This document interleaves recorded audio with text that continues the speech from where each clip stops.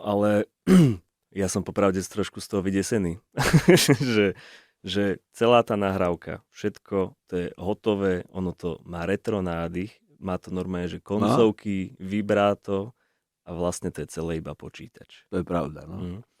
Chytili by ste sa vy takéto technológie a použili ju ako sparring partnera pri písaní skladieb? Určite nie. Prečo? Lebo ja chcem sám urobiť pesničku. Prečo? Lebo som muzikant a to je moja... O tom ide v živote, aby som sám vymyslel pesničku. Ja si totiž to myslím, že to je len umelá inteligencia. Nie je to umelecká inteligencia. Ja sa živím, samozrejme tým, že robím nové pesničky tiež, ale v podstate robím koncerty. Ja hrám naživo.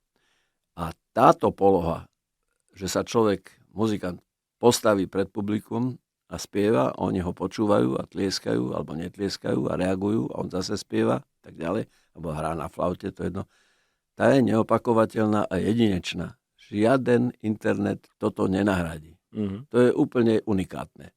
Takže sa cítim celkom safe, akože bezpečne, že ja robím vec, kde nevadí žiadna umelá inteligencia. Kde je to jedno. Toto nevie umelá inteligencia. Postaviť sa, vypredať sálu alebo klub malý a prísť a zaspievať im.